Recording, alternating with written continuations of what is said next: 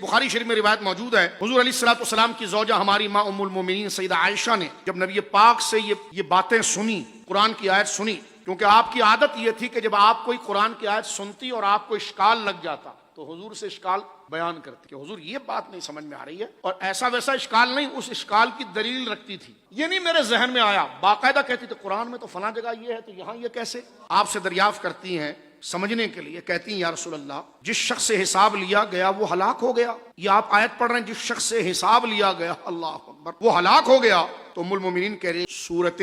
انشقاق آیت نمبر 8 میں تو اللہ فرما رہا ہے فَسَوْفَ يُحَاسَبُ حِسَابًا يَسِيرًا،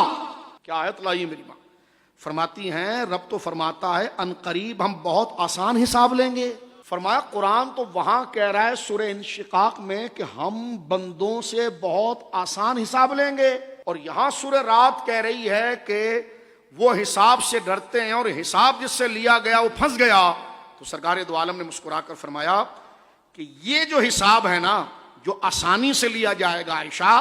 یہ وہ ہے جس کو صرف حساب پیش کیا گیا، تیرے کرتوت ہیں پکڑ اپنے ہاتھ میں، بس پکڑا دی گئی فائل، پوچھا کچھ نہیں گیا۔ اور اللہ محفوظ فرما، حضور نے فرمایا جس کے ساتھ مناقشہ شروع ہو گیا نا، کھول فائل، یہ کیوں کیا تھا، یہ کیوں کیا تھا، فرمایا وہ پھنس جائے گا۔ فرمایا جس کو صرف حساب دے دیا گیا کہ پکڑ کے کھڑے ہو جائے ادھر اور رب نہ پوچھے، یہ حساباً یسیرا ہے، یہ اس پر آسان ہے۔ اور فرمایا جس کے ساتھ مناقشہ شروع ہو جائے،